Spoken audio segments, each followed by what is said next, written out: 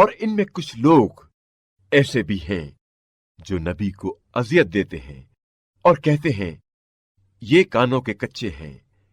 کہہ دیجئے وہ تمہاری بہتری کے لیے کان دے کر سنتا ہے، اللہ پر ایمان رکھتا ہے اور مومنوں کے لیے تصدیق کرتا ہے، اور تم میں سے جو ایمان لائے ہیں ان کے لیے رحمت ہے، اور جو لوگ اللہ کے رسول کو اذیت دیتے ہیں ان کے لیے دردناک عذاب ہے۔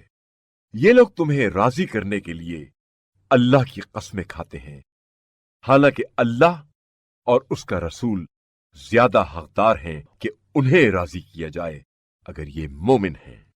کیا انہیں معلوم نہیں کہ جو کوئی اللہ اور اس کے رسول کا مقابلہ کرتا ہے اس کے لیے جہنم کی آگ ہے جس میں وہ ہمیشہ رہے گا، یہ بہت بڑی رسوائی ہے۔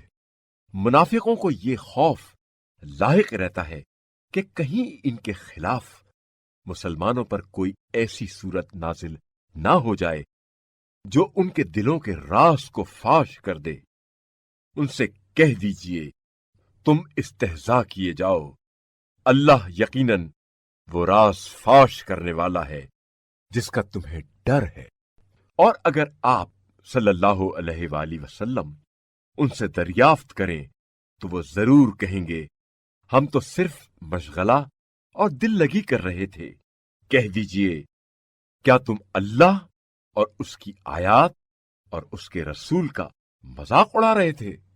عذر تراشی مت کرو، تم ایمان لانے کے بعد کافر ہو چکے ہو۔ اگر ہم نے تم میں سے ایک جماعت کو معاف کر بھی دیا تو دوسری جماعت کو ضرور عذاب دیں گے کیونکہ وہ مجرم ہیں۔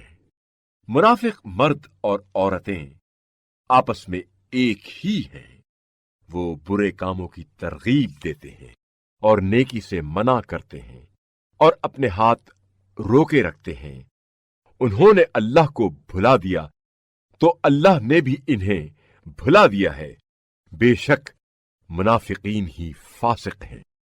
اللہ نے منافق مردوں اور عورتوں اور کافروں سے آتش جہنم کا وعدہ کر رکھا ہے جس میں وہ ہمیشہ رہیں گے، یہی ان کے لیے کافی ہے، اور اللہ نے ان پر لعنت کر دی ہے اور ان کے لیے قائم رہنے والا عذاب ہے۔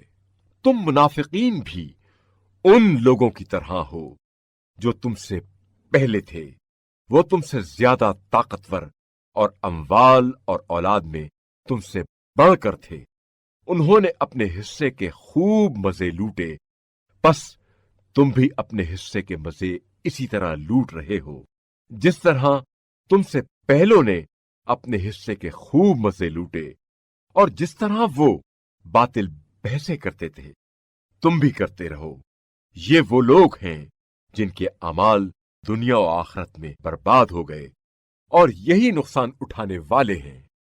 کیا ان کے پاس ان سے پہلے لوگوں مثلاً قوم نوح اور عاد و سمود اور قوم ابراہیم اور اہل مدین اور الٹی ہوئی بستیوں والوں کی خبر نہیں پہنچی، جن کے پاس ان کے رسول نشانیاں لے کر آئے؟